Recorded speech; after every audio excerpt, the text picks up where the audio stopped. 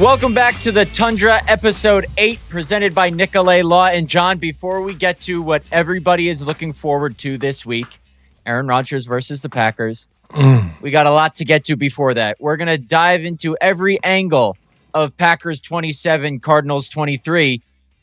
And we have our first guest on the Tundra. Well, Annie Agar counts as a guest, but our first non-Sinclair employed guest, if that's a fair way to put it.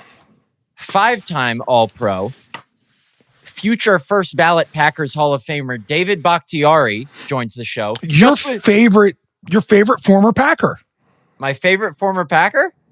Yeah, he would be way up there. I don't play favorites. Favorites. But if you did. Okay, fair enough. Yeah. That was you and Dave. I was on my flight back from Phoenix.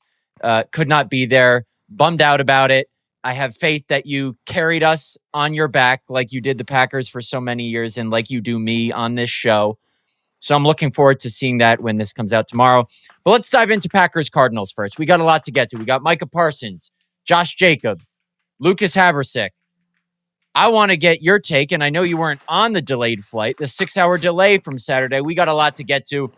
But first, what I wrote my main story on yesterday, and I think it was the prevailing theme from yesterday's game, just because it was his first 3-sack game in 73 career games, believe it or not, Micah Parsons. And what I want to know is how the Arizona Cardinals devised a game plan against the Green Bay Packers that included so many one-on-ones to block arguably the best defensive player on planet Earth. Can you please explain, John Kuhn, if you had to? Well, David Bakhtiari goes into it in great detail as well. So it's better to hear it from him. But in a nutshell, you mess up. You mess up. You do a disservice for the man that is there, and that being the right tackle for the Cardinals, right? At that poor guy. And the left tackle. Yeah, and the left tackle. I mean, those poor guys, they were just left on an island. And to be frank with you, Matt, I think sometimes offensive coordinators get a little too creative, get a little too, okay, well, we're not going to double team them every play and because we got to keep them honest. Well, no, it's probably better to double team them every play. In fact, talking to Jonathan Gannon at halftime, he had mentioned to me and Jen Hale, hey, I need to probably do a better job of figuring out how to double team Micah Parsons. And I couldn't believe you're just figuring that out at halftime of a football game. But I think you saw exactly what Micah Parsons brings to this team, even when he did get double teamed. And what I mean by that is late in the ball game, they had both the running back and Trey McBride staying in and for an extended 2-3 count with Micah Parsons. When Trey McBride's doing that, he's their number one guy. He's the guy that makes that offense work. And with him staying in and not getting out on the routes, that really helped up the secondary for the Green Bay Packers, who did struggle at times in this football game. And Micah said, obviously the one-on-ones helped him, but he said, you got to credit the coverage on the back end, he said, for allowing him to get home, because the coverage took away Jacoby Brissett's initial reads sometimes, which they didn't necessarily do against Joe Flacco. Jacoby probably wanted to release the ball as quickly as Joe Flacco did, 2.3 whatever seconds on average, but he couldn't because his initial reads were blanketed, is what Micah said. And that allowed him to, on his first sack, for example, he's going against Paris Johnson, the number 6 overall pick in the 23 draft. And Paris holds firm against what looked like a power rush at first. But then Micah's able to get around the right side with speed. So it's the coverage holding up on the back end that allows Micah to get to maybe his second move and still get home to the quarterback. The last 2 sacks that he had both in the fourth quarter were more of, speed. They were more quick rather than, second moves or whatever. But regardless, like you said, and I've noticed in our time doing this podcast, you take the proper road and correct me when I am always looking for someone's fault. Why did this go wrong? Why did this happen? And you come in and say, football's hard. Sometimes you get beat and sometimes that's needed. And Micah just beat a couple guys. Granted, the game plan wasn't great, but Micah also singled out Colby Wooden for doing enough inside to maybe take some attention away from Micah on the edge. I don't care how good Colby Wooden's doing, and he's had a great start to the season. You shouldn't take away attention from Micah Parsons on the edge. Without Devontae Wyatt and Lucas Van Ness, it's going to be tough for this team to draw that attention away from Micah, but they did it yesterday, and Wooden was a big reason why. I want to go into the nuts and bolts of that 4th and 2 call, John. And sitting up in the press box, I thought, okay, they're going to go for the tie. But my initial instinct was, can the defense hold them to no points on this drive? They're probably going to need a takeaway. And then Matt LaFleur pops a timeout. And I said to Rob Demovsky sitting next to me, because Lucas Haversick was still on the field, I said the only reason he did that is because they're going for it. And sure enough, they trotted Jordan Love in the offense back out.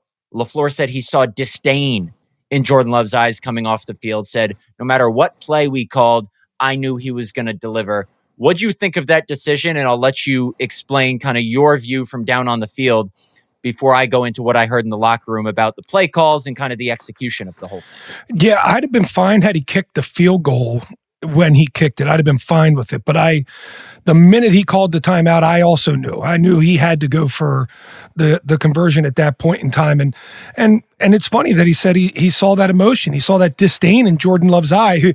Jordan Love, the even keel Jordan Love, who doesn't get too high and doesn't get too low, showed enough emotion to convince Matt LaFleur to go for it on 4th and 2 there. I thought it was absolutely the right call at that point in time. The defense was struggling to limit Arizona from moving the football down the field, especially in the second half. And it's one of those things that we've been watching a lot of lately. And he knew if we kick the field goal, we just tie this thing. If we get the 4th down and we score a touchdown, then they have to get into the end zone. I felt good about us holding up for a touchdown, but not quite a field goal. And Matt LaFleur made a great play call. Jordan Love made a great check at the line of scrimmage. They did a little shift with Matthew Golden, which tipped off the defense that they were in, the secondary that they were in. And Jordan Love was able to get the right play call at that point in time, a little bang, bang, boom, and hit Tucker Kraft right at the sideline. Tucker Kraft did a great job of getting his feet in.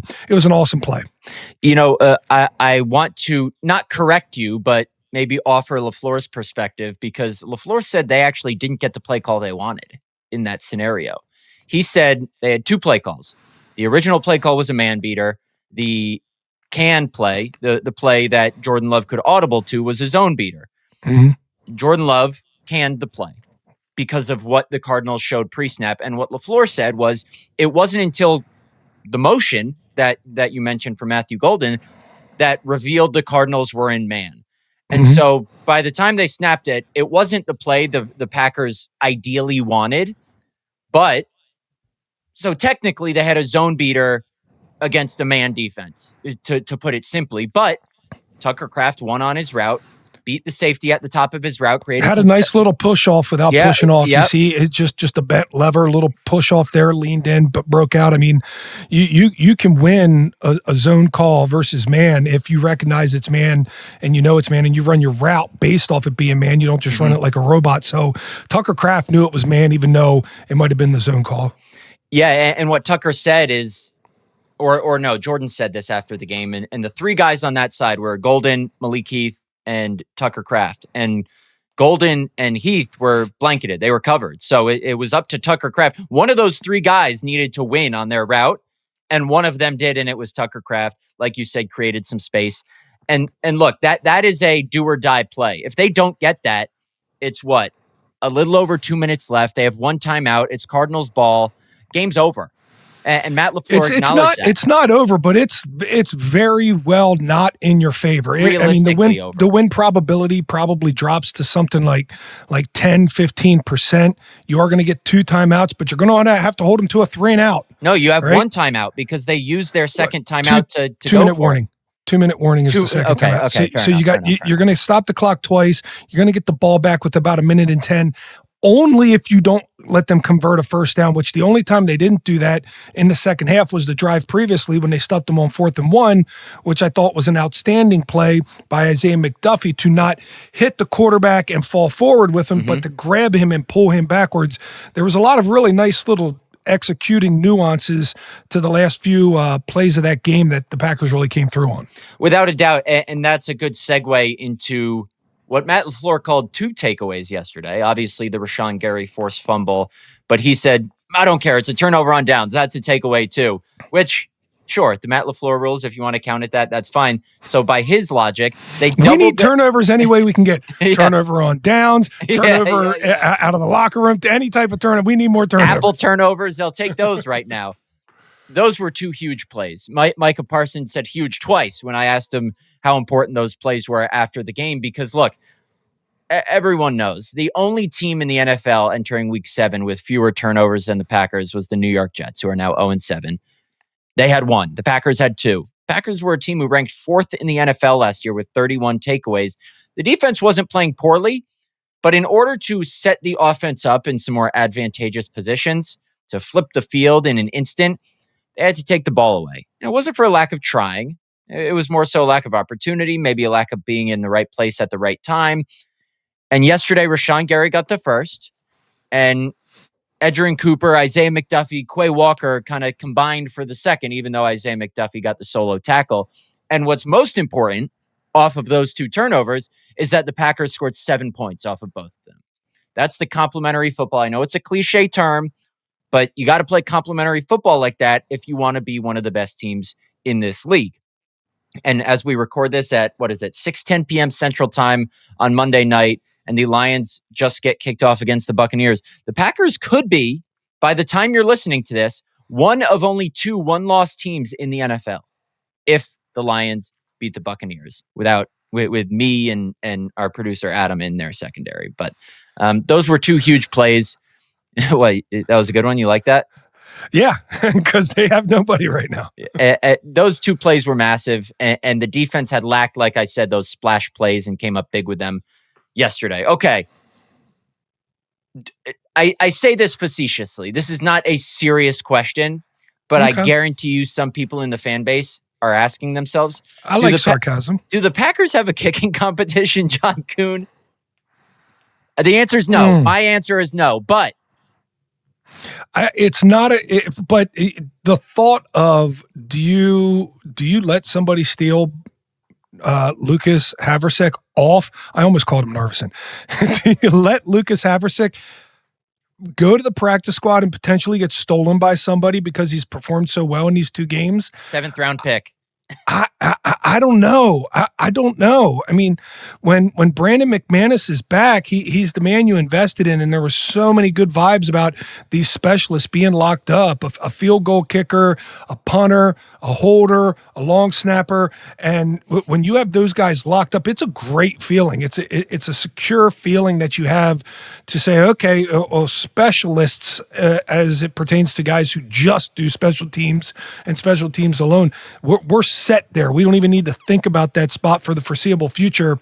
And yet you have this guy that came in and basically saved you for 2 games. He saved you for 2 games to be able to go out there, hasn't missed a kick, and really that's 61-yarder at the end of half. They stole 3 points. They had no business being down 1 score at half. They stole 3 points, and it's because the kid has a monster leg. And you got to give a lot of flowers to Haversick because he was about to be a substitute teacher. Yeah. Right now he's a substitute kicker, and he might have earned himself a full-time job. I think there are a couple things to think about when we're discussing kind of his future. Brandon McManus said he was planning to kick. Matt LaFleur said 2 weeks ago, I'm talking about, before the Bengals game, Matt LaFleur said there was concern. Now, I don't think that was long-term injury concern. I think it was more, we have 1 kicker. I'm concerned that he's hurt. So I think maybe the way LaFleur phrased that when he said major concern, it got maybe a little blown out of proportion, or maybe just the way he phrased it wasn't maybe ideal, or he didn't communicate his point clearly. Now Brandon McManus has missed 2 games, maybe more. And if anything, the Packers don't have a reason to rush him back until he's 100%. They haven't put him on IR. They have a game coming up Sunday night against the Steelers. I don't think there's any question that Brandon McManus, who you gave a 3-year extension to this offseason, should be your kicker. I understand Haversick has been great, but this is 2 games. There is a decade-long sample size for McManus's reliability in this league, and certainly not as long as that, but bigger than Haversick's for McManus in just Green Bay, going back to week 7 of last year. I think what this is leading to for the Packers is I agree with you. It would be risky just to let him go on the practice squad because he might get claimed by the New York Giants who can't make a kick, and they worked Haversick out 2 weeks ago. No doubt. And honestly, Matt, that's the point, right? Let's let Brandon McManus be 100% for several weeks before we do this. Let's let Brandon McManus come back and kick for several weeks before we let this kid go back to the practice squad. Because quite frankly, you put him down there and you lose him, and Brandon comes back and kicks the next game because he feels fine, but he has a little quad tweak again, you might not get another shot for him. Right. So with kicker being as difficult as it is to scoop him up, we saw that for several years here. I think you almost have to use another roster spot on a second kicker, as crazy as it sounds. I was going to say, because you brought up a good point earlier, the guy whose record for longest field goal in franchise history that Haversick broke, Mason Crosby, spoiled the Packers. He was consistent for 16 years in large part. Then the Packers saw life on the other side of the coin. They brought in, I think, 6 kickers until they settled on McManus. Narveson, Carlson, Greg Joseph, Alex Hale, I think James Turner. They had Parker White in for a tryout before they settled on Carlson. They had Jack Podlesny. I don't know what my twisted brain did to be able to remember all those guys. There are so many names, but I mix them up still. They saw life without a stable kicker. So now that they have one, and maybe have 2, I don't think they're going to be so quick just to throw one to the curb just because McManus, they think, is able to kick when he eventually is. So, sure, nobody carries 2 kickers on the 53 because you want to save that for position player depth. But if the Packers think that they can get away with it, and they've done it for the past 2 weeks and won both games, then maybe they do that until they're certain that Brandon McManus is 100%. And then maybe when McManus is working his way back, they make some calls. Hey, you want to give up a 7th-round pick for Haversick? You guys can't make a kick. Want to give up a pick? I think all that is on the plate. Coming up next, everyone's going to want to stay tuned for this. We got David Bakhtiari, one of the, can I say, best offensive linemen in Packers history. He's surely going to be a Packers Hall of Famer. Sits down with his old buddy, his old teammate, John Kuhn, to talk about the Packers and everything else that you guys are going to want to hear. Stick with us. You're listening to The Tundra. This episode of The Tundra is sponsored by Nicolet Law, where results speak louder than words. They're a Midwest law firm that's helped thousands get back millions of dollars after accidents, injuries, and life-changing events. And they don't charge you unless they win, because your focus should be on healing rather than the bills. With offices across Wisconsin, Nicolet Law is always close by when you need them most. Get Nicolet, 1-855-NICOLET or NicoletLaw.com. And welcome back to The Tundra, brought to you by Nicolet Law. And now we are joined with my good friend and 5-time All-Pro, David Bakhtiari. Catch me up on what you've been up to since leaving Green Bay. Gosh, you look good. You got to have lost some pounds. How'd you do it? We were talking a little bit before you started recording. Just counting calories, doing the simple macros. No secret sauce other than that. Calorically restricting and hitting my macros, and then what have I been up to? Having kids. I'm up to 2 now. I'm gonna be working on 3 soon, and doing a full-time commercial real estate and multifamily. Just from the asset acquisition and operation side, just busy. Wow, I'll say you're busy. What's the best part about kids so far? It's the most rewarding grind I've ever been a part of. And I can say that because being, at least in our profession that we did in football, that is a grind in of itself. But now I will say this is even more of a grind, but way like the satisfaction I get out of seeing my daughter grow, seeing my son grow, it's very special. And it really, it's a different type of satisfaction. You working on past that yet? Me? With the little one? No. Never too early. He's we're trying to walk right now. So he's going to be a beast. He's massive. Like he's 9 months and already about 35 pounds. He's huge.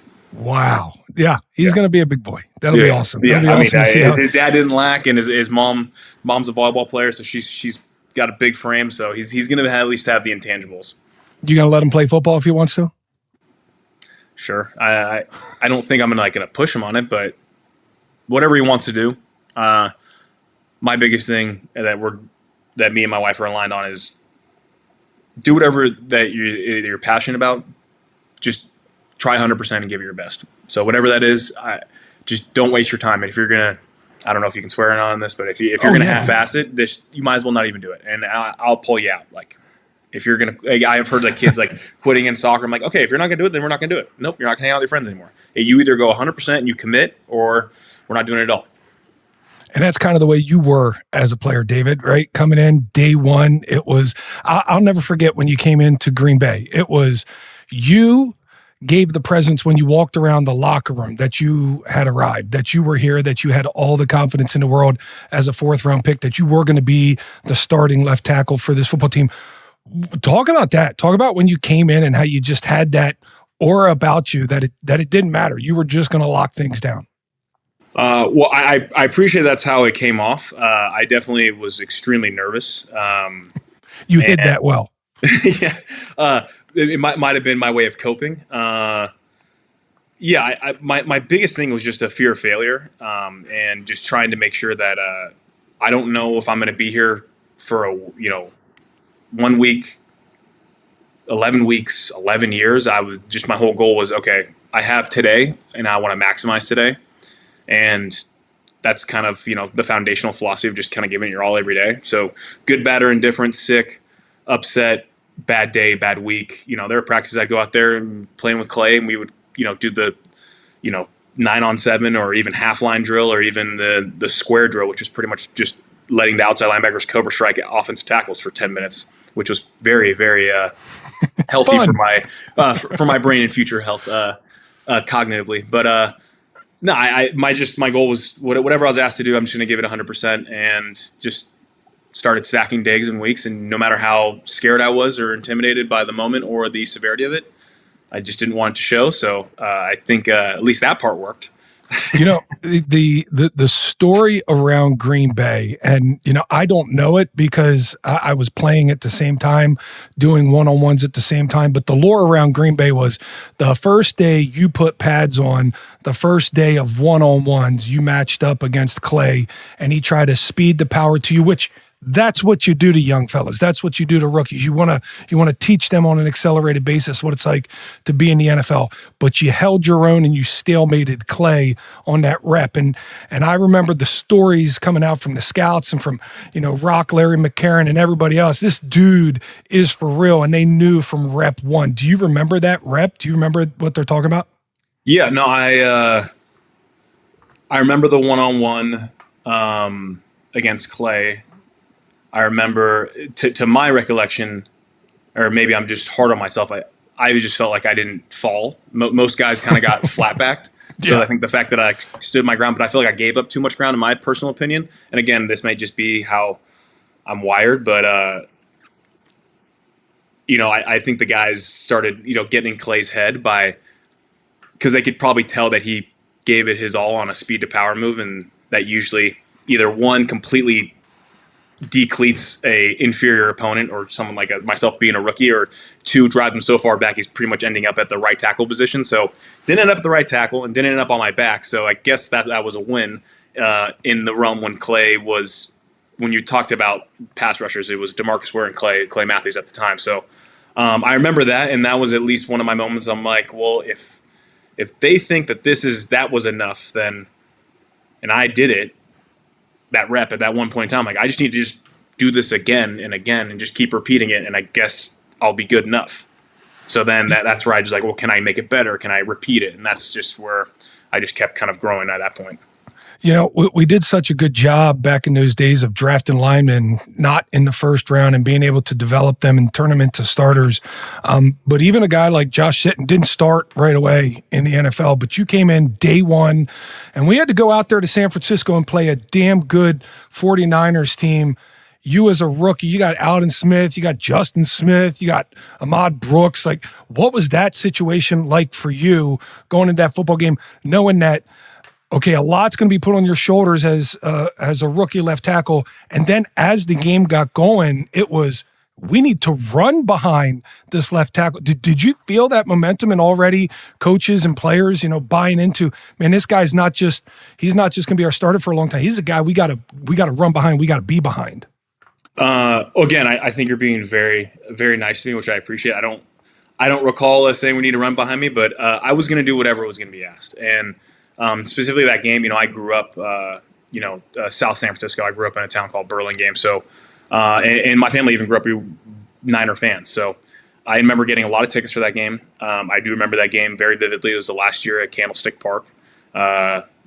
And for me, my first NFL game was, in the last year of Candlestick, and growing up out there, I thought that was a very kind of nostalgic kind of full circle moment for myself. And remember it explicit. I remember the first play was a screen pass to Eddie Lacy, and they told us to cut for tackles, and then Eddie didn't run the screen, and Aaron should have taken the incompletion, but in Aaron fashion, he doesn't want to hurt his completion percentage, so he took the sack instead. So my first play technically was a sack to Alden Smith. So I remember getting in the huddle once I saw that he had tackled Aaron. I was like, well, it's behind line of scrimmage, so that means it's a sack. So I can't get any worse from here. So let's just go play ball. So at that point, I was just trying to be a scrappy guy playing. And I remember the first third down, 2 plays later, was it was a will blitz of a. We had a 3 technique, so they were in an underfront.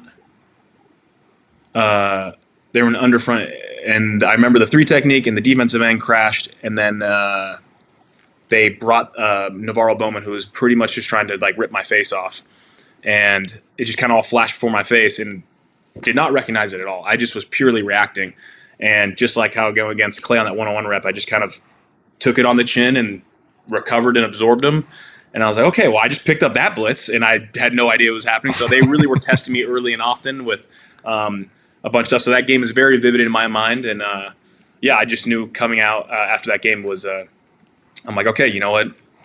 I didn't think about myself. I just thought about, we didn't win, but we have, at that point in time, 15 more opportunities, and we just need to just get on the win column. So that was kind of my whole thought process going in. Sorry to be down nostalgia lane. You just got my mind running. No, that was great. I loved that. Eddie's first game starting as well. I can remember very vividly going into that thing like, okay, we got a couple of rookies starting in some big time spots. We're expecting to be very good. We lost that game, but we did have a great season that year. How about you mentioned Aaron, and in Aaron fashion, not throwing the football, and you being a rookie, you just had to eat the sack and take it. This past week, he scores a touchdown, throws a touchdown. He gets tackled by his left tackle, Broderick Jones, gets up, pushing, shoving, yelling at him. What'd you think of that? Did you love that? And did you ever give Aaron crap like that? No, I was laughing hysterically because we all were. Yeah, I mean, that is, I don't know. I think you learn that in that's like 101. And even take out Aaron out of it. Don't ever tackle your quarterback. Don't ever jump on the back of a quarterback, period. I think that's just known. If you're offensive lineman, never jump on the back of a quarterback. The quarterback's supposed to jump on your back. Did he think he was like a Smurf or something that he could jump on his back? And that's the part that baffles me. 1. 2 is never jump on a quarterback that's over 40 years old. That's another thing. Yeah. Because you're 100% going to the ground. And then not to mention 3, now insert who that 40-year-old quarterback that's 40 years old is Aaron, and his history of, people jumping on his back and, blowing his Achilles. Not a smart thing to do, just purely just the amount of weight and force. It blew my mind, and I was just laughing, which rightfully so. I saw why he got upset. And other people are like, oh, was he joking? But I'm like, no, that is authentic. I would be pissed too if I was his age and had his frail of a body, having the kind of that sloppy dad bod, but doesn't have kids yet, playing in his 40s. Like, I would be just as pissed too having a 330-pound guy jumping on my back. But with both collarbones being broken before, you look at it. He's got everything could have broken on him in that play. When I saw him yelling at his left tackle, it reminded me of when Coach McCarthy threw the challenge flag in Minnesota after the turnover, and you're not supposed to throw challenge flags after turnovers because everything's reviewed. And Aaron was yelling at him, and everybody's like, "What was he really that mad?" Yes, he was really that mad. That's the way the guy rolls.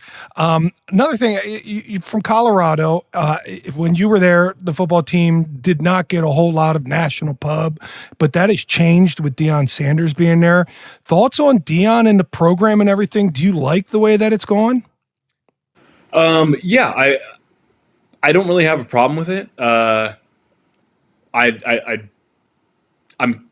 a fan, obviously, because I went to school there. I think they can probably do a better job with their outreach with their ex-players, but I think they just overall have it as it's not as much known as a football school. So with that being said, I think Deion's fantastic. They kind of had to bring in he pretty much embodies what a culture is, and Colorado kind of lost its way of the football culture and a program. So he pretty much instead of building it from within, they pretty much just brought it from externally.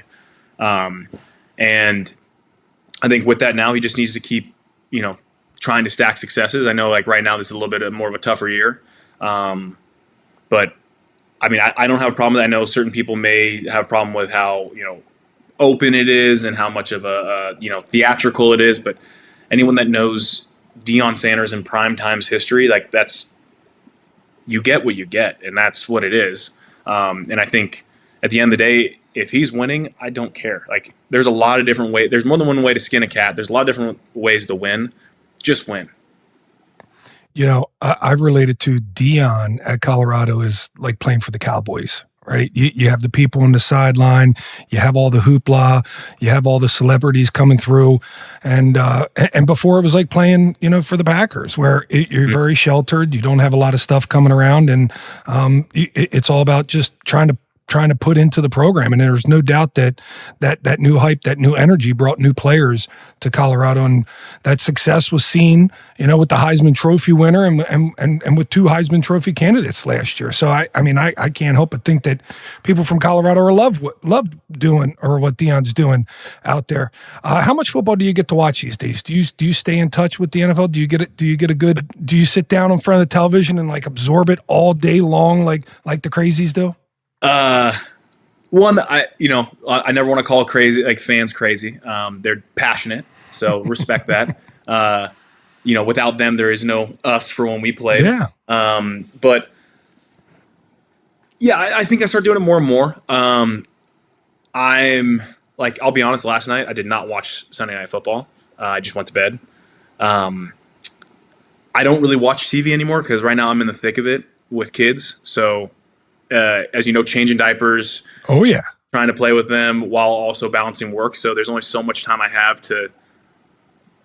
for myself. And when I do, I'm trying to either get caught up on work or spend time with my wife. So I don't really watch that many shows. I'm trying to remember the last time I watched a show. But with that being said, I mean, I've now gotten to a point where like Sunday, I've kind of worked in the schedule where, dad gets to watch football and kind of can have it on in the background with my kids. But I always try and make sure I tune in to watch Packers. I mean, I'm always and forever be a Packer fan. So yesterday I saw you tweeted out something about the protection against Micah Parsons. Aren't these offenses just crazy the way they try and pass pro these days? The lack of help that they throw tackles when they have premier pass rushers, some of the slide protections, the identification. I'm baffled sometimes when I watch the film.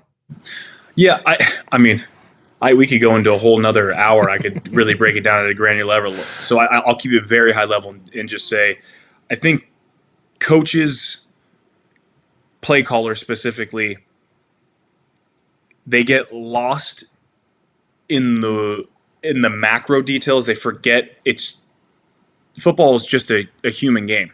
Like, I think it's simple as you have your system and structure that you want to play, but then also understand what the hand that you're dealt. You know,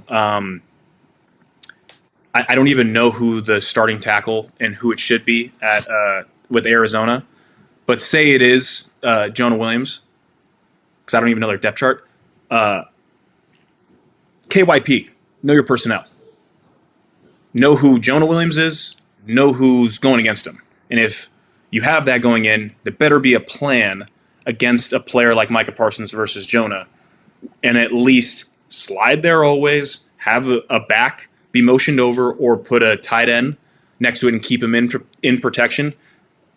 But if you have trust in Jonah and you've seen it all week in practice and he's shown it throughout the year, then great, have at it. But also recognizing a game, maybe after I won't even go off sacks, maybe after the fourth pressure, should probably be like, hey, you know what?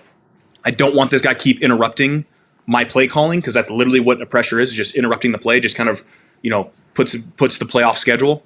I need to start keeping on schedule, but these play callers get so locked in on, like, I got to run these calls, I got to run this play, this formation because of this, that, the other. I'm like, look, brother, no coverages in routes and concepts even freaking matter if we can't even block the front and give the quarterback time to go from, his first read to his third read, from either high to low or whatever you want to like call it. So that's where, like, my mind just, I sit there, I'm like, it's one in the trenches. Like, it's really not like that difficult. Not saying like Micah Parsons is playing very well, especially like rushing the passer and being relentless. Like, that's his recipe. I don't even have to go into details on how he's rushing. Just being relentless is it's like, that's like the best way to win a rep. So that's the part just blows my mind. Just offensive play callers just need to be more like in tune with like KYP. Just know your personnel.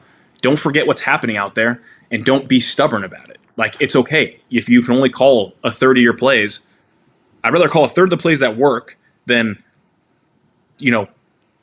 maybe 15% of my 100% of my plays that work. Like, yeah. What are we talking about? What would you say going into a week and they're like, you got Micah. You're 5-time All-Pro. You got Micah. You got him one-on-one. What are you saying back to Campy when he tells you that? Well, one, Campy has said that multiple times. Everson Griffin against the Vikings, he literally just said, you're going to take care of him. We're going to slide the other direction the rest of the game. He's like, especially when we had injuries go down for like Brian and we had like backups in, and that's at least like, that's a KYP, which I respect. Yeah. David, like, you're pretty good. Let's see how much you really got against this premier guy. We're going to, no matter what the protection is, we're sliding the other way every time. You got to one-on-one the rest of the game. Unless there's a crazy overload, and obviously we have to. Yeah. But other than that, like, you're getting no help, and you're not getting Josh. And if Josh doesn't have a 3 technique, we're going the other way every single time. There's going to be no help to you. So, I mean, yeah, you get paid to do your job, so figure it out. You like, wear the sombrero. That's also where I say, like, with the player, like, I'm like, not every player is me, and not every player is better than me, not every single player is worse than me. Just know who your player is, and then it's also, as the like offensive coordinator job or play caller job, like, you need to have a plan for this, because if you don't, now you're just looking stubborn. You look like you don't know what you're doing, because you can't just sit there and yell at the player like it's his fault. Okay, because maybe it is his fault he can't do the job, but how many people really can do that job? Yeah. Especially 100%. what you're asking. Like, yeah. There's only first of all, there's only 32 starting right tackles in the world. Well, see, the reason I asked is it's different between you and Cliffy. Cliffy would have said, okay, Campy, thank you. And then he would have looked in the backfield and said, Johnny boy, yeah, come over here and chip for every play. Come over here and just give me presents. Just put your body right where he's going to rush so that I can jump on him. You go ahead and chip every play. My last one for you, David. This week, Aaron Rodgers, our boy, number 12. He wears number 8 now for the Steelers. What's he going to be feeling, and what do you think is going to happen in this ball game?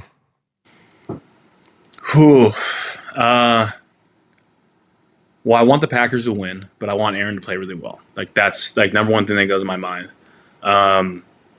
2, can't wait to hear all the sound bites of it's just another game for both sides all week. Because I think that's exactly what's going to be coached up. So, like, let's just cut the bullshit. Like, this is a really big game. Of course, Aaron wants that he's beaten every single team. Of course, he wants to stick it back, to the Packers, because somehow, some way, he feels like it's probably like wronged him in any sort of fashion, because that's just kind of how he's like wired. And I'm sure the Packers, everyone up on the third floor, coaches, I'm sure even guys that play with Aaron would love to beat Aaron too. I'm sure Rashawn would love to sack him. But I also know Rashawn's going to make sure that he takes care of him too. He's not going to try and light him up, but he wants to definitely get a sack, just like I'm sure like a bunch of other guys who play with him. So I think it's going to be a fun homecoming. That's going to be a lot of hugs pregame. So if there are bets that there's going to be a camera panning to Aaron hugging at least 1.5 people or 2.5 people, I'll take the over all day. There's going to be a lot of people going up saying hi, and it's going to be all pleasantries. And then, come kickoff, both sides are, not obviously every single time you play a football game you want to win either side, but this one's going to mean a little bit more to each side. So that's what I'm just excited to kind of watch and see. Now, what points and all that stuff, I know football enough to know that I'll probably never bet and wager on a football game in my life because of how unpredictable it is. Oh yeah. Yeah. I mean, when I see people do like when they bet, I'm like, never. Like, put me at a craps table. I'll do craps all day long. I think craps I have better odds than betting in a football game. No. They're impossible. And the odds makers are spot on every week. This past week it was 6.5. The Packers ended up doing it by 4. It's just wild and crazy. It's a wild and crazy league that we played in. I can't believe we did it for as long as we did. Yeah. You did it at obviously the highest of highest levels. Surefire Packer Hall of Famer, hopefully Hall of Famer, David Bakhtiari. Hey, I wish we could talk for hours, but we can't. It's your lunch break. You got to get back to work, David. I hope we can get you again down the road. No, of course, John. I appreciate you reaching out, and thanks for having me on. When we come back, Matt and I break down that Steelers-Packers matchup, and we give our predictions on what we think will happen. You are watching the Tundra. This segment is brought to you by Potawatomi Sportsbook. Hey, sports bettors. Whether you're new to the game or can knock out 16-leg parlays with the best of them, the premier sportsbook you want is smack dab in the heart of Milwaukee, the Potawatomi Sportsbook. Not only are there over 90 sports betting kiosks, there's all-star dining, first-class drinks, a giant video wall, and more. It's nothing short of awesome. Potawatomi Sportsbook, bet above the rest. Okay, this is one we've had marked on our calendar, John Kuhn, since the schedule came out. It's the Packers against, as Matt LaFleur said, the Pittsburgh Steelers, who just so happen to feature Aaron Rodgers. He said all that other storyline stuff is for you guys, which gladly we'll take it and run with it, because our job in the media is to capture the biggest and best storylines. And there's not many better, if any, in the NFL this year than arguably the best player in this franchise's history facing this team for the first time. The team he played 18 years for. So, John. Don't give me this is just another game. David Bakhtiari even said, not one person this week, not one player, not one coach, not one analyst say this is just another game. I've played in these games. These are not just another game. So you know Aaron well. You were his good friend. I don't know if you can say best friend, but you guys were teammates for a long time. Best you can. And I know, as Mark Murphy said, he's a complicated fella, but best you can. Take me inside Aaron Rodgers' head this week and whether there's any revenge factor or just how he's approaching this game and maybe the added motivation it has facing the Packers. Let's not pretend for 1 second that you know what Aaron Rodgers is thinking.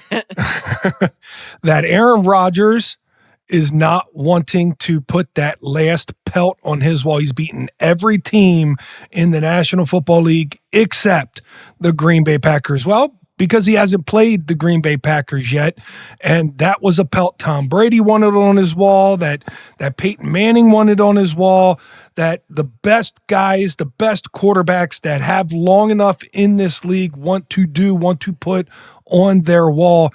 And I can imagine Aaron's going to put some extra work in this week. I can imagine he's going to put some extra time in this week. He might even help the defense out on their side of the ball this week to understand what Matt LaFleur is trying to do and what the can process and all that other stuff is.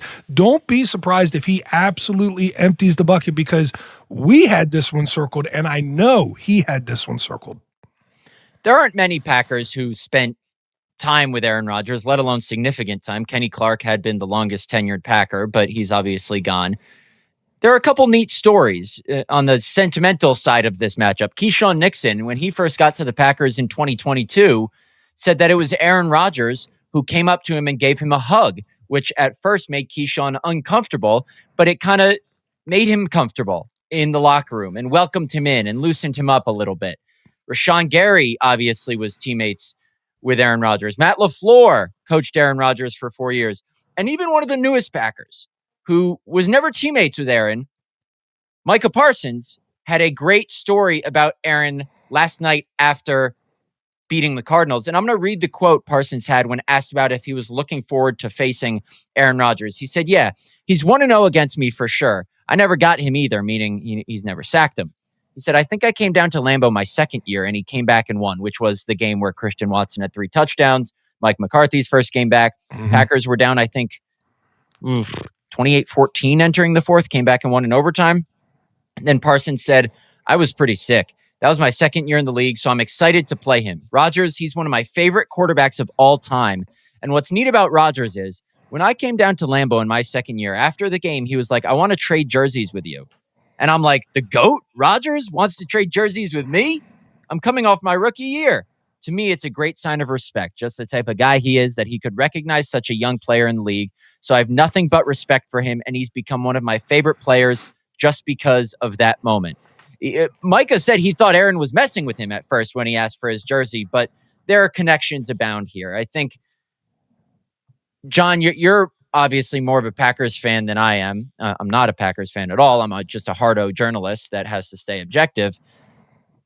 What do you think the fan emotions are going to be on Sunday night? Obviously, they're going to be rooting for the Packers. Can you maybe relate this to when Brett played the Packers for the first time? And if they're different, if they're the same, just your thoughts on that whole dynamic.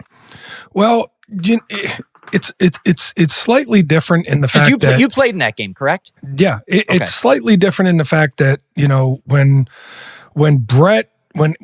Aaron took over for Brett, that had not happened before, right? That had not happened before, where the Hall of Fame quarterback and Brett Favre had potentially another Hall of Famer right behind him, and Packer fans were trying to adjust to moving on from Brett Favre. He had only been in New York for 1 year before he made his way to Minnesota, a place that had been rumored he wanted to go if he had to leave Green Bay.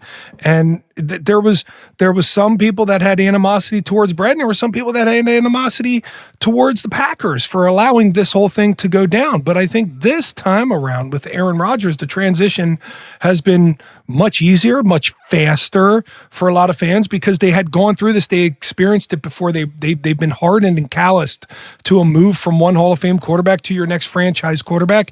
And, to that extent, I think Packer fans, for the most part, they're going to see Rodgers and they're going to see him throwing the football, and they're going to have some flashbacks of when he was our guy. Oh, but they're going to want to beat him.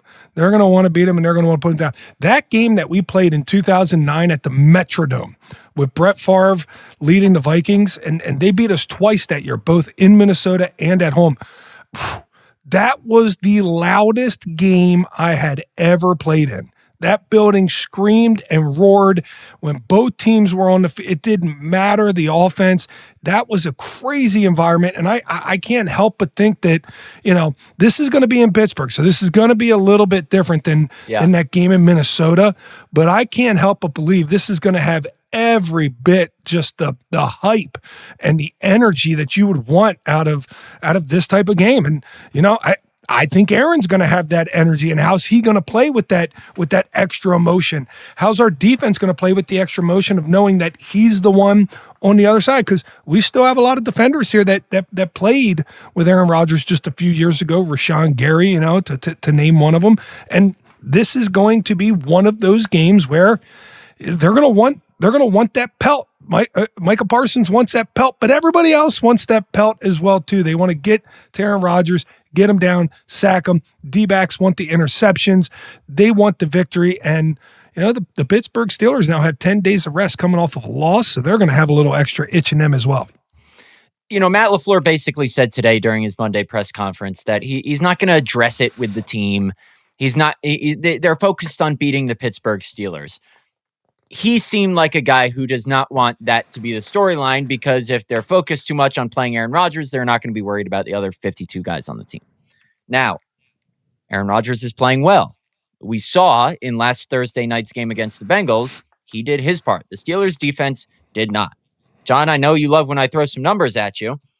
The Steelers ranked 28th in yards allowed per game, 31st in passing yards allowed per game, 17th in rushing yards allowed per game. Their defense is not good, but they make up for it in the takeaways department. They have 10 takeaways, which is tied for fourth. So they've done what the Packers defense has not been able to. Obviously, TJ Watt's an incredible player. They have Jalen Ramsey now. They have Darius Slay, Joey Porter Jr. A couple of those guys got eaten alive by Jamar Chase and T. Higgins. Packers don't quite have the same firepower at receiver, but in terms of the Packers offense versus Steelers defense, when they're watching that tape of Joe Flacco and the Bengals, Jordan Love and co have to be licking their chops to go up against this unit, don't they? It's an anomaly. I don't understand. You look at the star power that the Steelers have on their defense, and I know they're all on the back half of their career, right? But goodness gracious, how are they as bad as they are? How can they not seem to stop anybody? And you can look at basically any one of their games. The New York Jets scored 32 points against them in the opener, and it's been every week. The Seattle Seahawks scored 31 against them in Pittsburgh. So this defense is not great. You got to love the matchups that you have there. And it's gonna be one of those games where, Jordan Love, he should have his pick of receiver when he goes to drop back. He should have availability, and he should be able to pick him out and pick this defense apart. On the other side of the ball, it may not be as easy for the Packers defense, because something that has frustrated them in recent weeks is guys like Dak Prescott, Joe Flacco getting the ball out quick to neutralize this Packers pass rush. According to Next Gen Stats, Aaron Rodgers has the third quickest average time to throw in the NFL at 2.63 seconds. Only Patrick Mahomes and Dylan Gabriel release the ball on average quicker than Aaron Rodgers. We saw it on Thursday. Quick, couple step drop, get it out. Now, they don't really have many potent threats outside DK Metcalf at receiver, who I believe they traded a second round pick for this offseason. All three of their tight ends got in the end zone last week. Darnell Washington, Pat Freiermuth, and Jonnu Smith. So this offense seems to be built around the tight ends rather than the wide receivers. Look for some of those quick completions, kind of stop routes if the Packers are playing zone. I'm not sure they have guys that can just distinctively win if the Packers are playing man. So it'll be interesting to see how the Steelers approach this game from an offensive perspective. On that topic, John, I want to ask you and push this forward. Matt LaFleur said that he thinks this guy is going to bounce back while acknowledging there have been some tough moments. Starting with this Sunday night's game, should the Packers replace Nate Hobbs with Carrington Valentine? Or reconfigure their lineup to maybe put Hobbs in the slot, Valentine outside? Because Hobbs has not gotten off to a good start in his Packers tenure. Yeah, that's a great question, and that's above my pay grade. I would say potentially, maybe. Yeah, I mean, you look at what Carrington Valentine did with Jamar Chase in that Cincinnati game, and some of the good plays that he made in that. I would say potentially, especially with a guy like DK Metcalf. I think it's simple. The Packers game plan, you're going to top hat DK Metcalf. You're going to have a corner on him. You're going to have a safety over the top. That's the one guy that can hit big time explosive plays on you. They don't run the ball very well. I wouldn't worry about that. I trust, Javon Bullard, Evan Williams, Xavier McKinney, either one of the linebackers on any one of those tight ends. So really, DK Metcalf's the only one that can kill you. And you know what? Whether it's Nate Hobbs or Carrington Valentine, I'm shading him with a safety regardless. So that would be my game plan going forward. But I don't think you can invest in a guy like Nate Hobbs and bench him this early in the season. I think you got to give him an opportunity. He had the injury. He's come back. It hasn't been a good start for him. I think you have to let him play this out and give you some more time, some more film for you to be able to make your analysis. But if you go with Nate Hobbs and Keyshawn Nixon in base, right, or or even nickel bull with Bullard playing really the nickel Sam, nickel Will. When you go true nickel, true passing situations, if you want Carrington Valentine on it, just bump Nate Hobbs inside and see if that just change up fixes anything, makes it a little bit tighter. So that's a great question, and that's something that I'm very interested in finding out.